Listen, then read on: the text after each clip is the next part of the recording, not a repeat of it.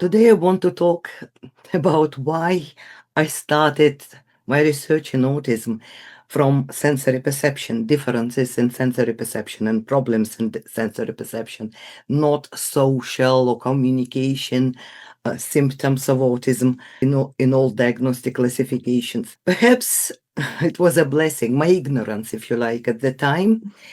I didn't know much, and as I collected information from different schools, from European, American, and British articles and books, and could compare their attitudes and their approaches, all of them were cognitive based. At the time, it was 1980s. I couldn't agree. I was nobody, I just started. I couldn't, because what I noticed in my son, and later I learned that many parents reported the same, that their babies who would be autistic, diagnosed autistic, and most of them would be nonverbal. They didn't complain about social problems and communication problems. I remember with my son, we looked into each other's eyes when he was 4, 5, 6 months old. I didn't see any problem with that. And I thought, why did he change so much? There must be something that brought this social and communication differences and problems. And then I started reading, of course, at the time, not much on sensory perception, but one book helped me a lot. It was by Delocato book. He wrote a book about hyper and hyposensitivities and white noise. So there were 3 categories of differences. And he wrote this book describing the symptoms in every sensory channel, and with the conclusion that all problems in autism, social, communication, language problems with autism, start with sensory. For him, it was hyposensitivities. And I thought, I love this book, and I advise to many people to read it. And I was blessed. I had a chance to talk to Delacato on phone, and I admire his work because he started it even 10 or 15 years before I did, when sensory perception was not recognized at all in the context of autism. And I've read quite a few articles on blindness and deafness. And you know what I noticed? That all these autistic sensory behaviors, like perimeter hugging, that is walking around the room and touching objects to orient themselves in this space, or spinning themselves and objects, or rocking, eye poking, head banging, whatever, they were normal for those who were blind. And I thought that there is something about it. And this is my first scheme I created for myself before I started my research seriously. We all have the same sensory systems, like vision, hearing, tactility, and so on. But our sense, our feelings of the surroundings are very different. Autism and non-autism, different capacity of the senses, and different abilities and inabilities to detect certain stimuli. And this leads to different reactions and feeling the same environment or sensing the same environment differently, and of course different interpretations. So this was my hypothesis, right? I started with this very simple plan. After 2 or 3 years working with these children in my school, and I started writing my dissertation, by the way, in England. And everything was becoming clearer, though in the university, when I was a student writing this, I was seen as a laughingstock, I think, because nobody was interested at the time. They say, look, sensory problems are not included into diagnostic symptoms, so why are you doing this? Yes, they say that. perhaps behind my back, they thought that I was wrong or whatever. I was sure I was right. And of course, it's not just sensory differences cause autism. No, it's not as simple of that. Of course, these are genetic predisposition, and about 80 or even more percent of autism is genetic. And what is even more interesting, that there are cases when it is genetic, but it is de novo alteration of genes, and which cause to autism, genes that are not present in the child's parents, and environmental causes and physiological causes and molecular changes. Yes, sort of biological, genetic, neurological factors all play their role in autism. But what we see already, it's sort of not the causes, not the root of autism, but one step further in development. These are sensory differences. You see, there are two possible sensory causes, right, of autism. Two open senses. This is Gestalt perception. You can find it in the previous video, which leads to overload, or not open enough senses. Then, if it is Gestalt perception, or another name for it is sensory gating deficits, when there are no filters and all the stimuli come in simultaneously, and it is impossible to process them simultaneously, of course, or not open enough, that is, not enough stimulation comes in. But eventually, both lead to self-imposed sensory deprivation. For example, as Gestalt leads and sensory gating deficit lead to adaptations, compensations, shutdowns, monoprocessing, and so on, and overload and shutdowns, then the child creates self-imposed sensory deprivation. What is interesting, if this sensory deprivation happens very early in life, when we don't know yet that this baby would grow up as autistic, and we do not protect this baby from the bombardment of the stimuli around him, the baby learns very early in life to shut down his sensory systems. And the longer he stays in this state, very, very, very sort of happy about it, because they learn very early in life to protect themselves from overload. Then the more difficult for us it will be to bring the baby to us, right, to this world, physical world. Secondary difficulties, because after this deprivation, hypersensitivities, fragmentation, distortions, delayed processing, and all this lead to different roots in language, communication, cognitive, and social development. So this was my hypothesis, and I think it was quite logical. And what is more, I found more sensory theories of autism, all confirmed. It's just there is no single sensory theory of autism that shows everything, but each of these theories confirms that this is the right aspect we should research even more.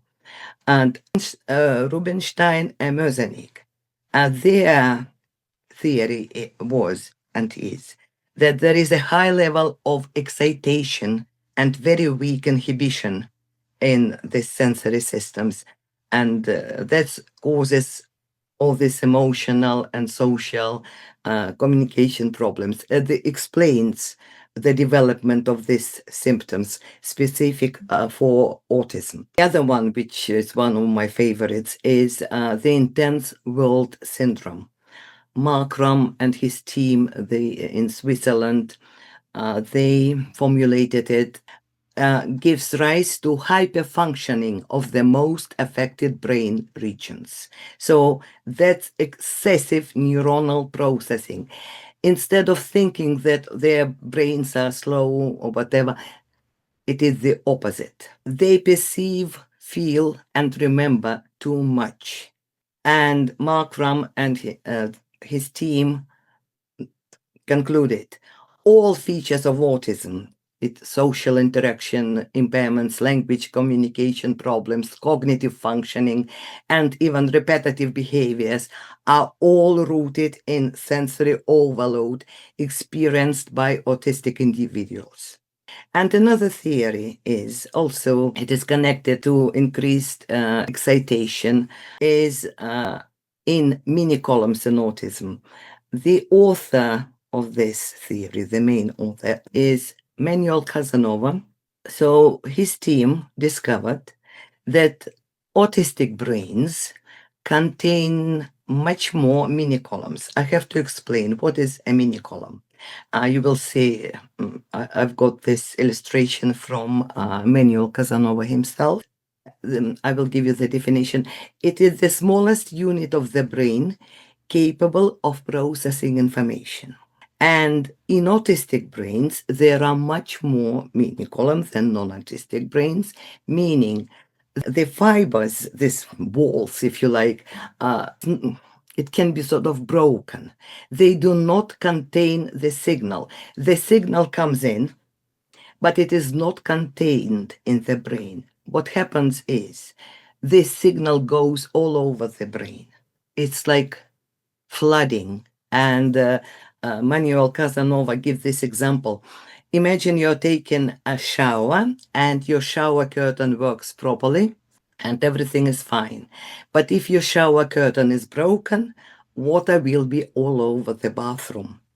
Perhaps you know children or adults with autism who cannot, in the morning, you get up, get dressed, and you forget about what you put on.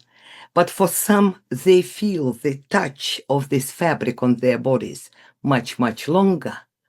And I don't mean hours, I mean days even, you know? And that is why, if it is uncomfortable, they cannot tolerate it.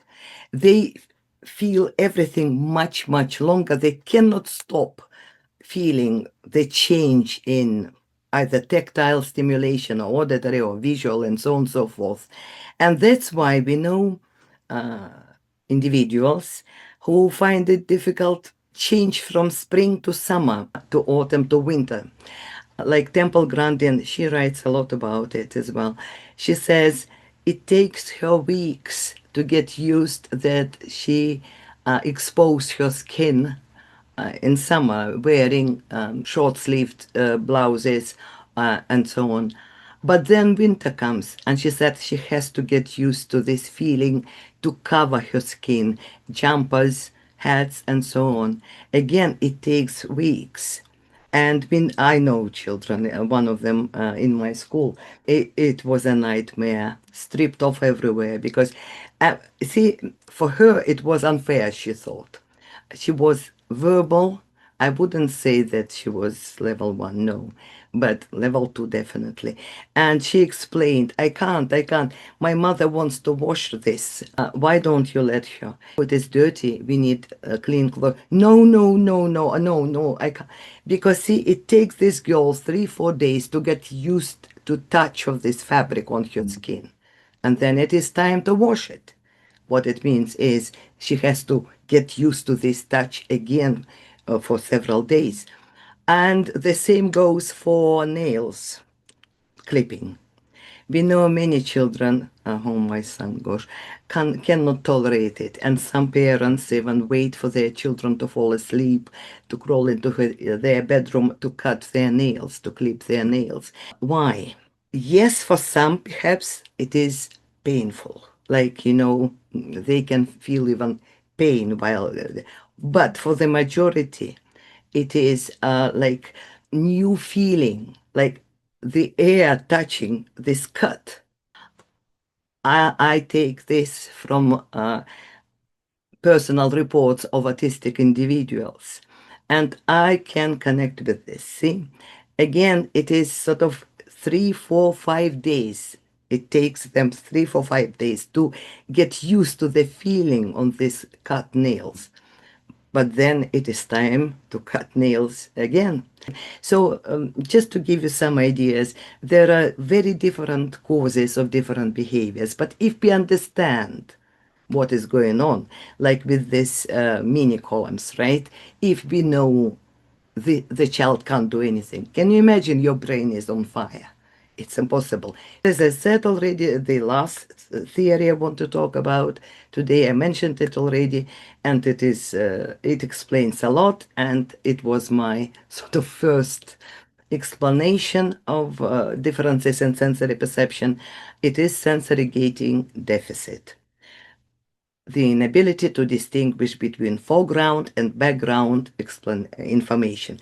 Now we have quite a lot of publications confirming that this is exactly the case. So that is why in the latest DSM, 5 sensory symptoms are mentioned. At last, it's better late than never. So sensory models are very important. The knowledge about sensory differences, problems, and there are quite a few problems we have to deal with, are important.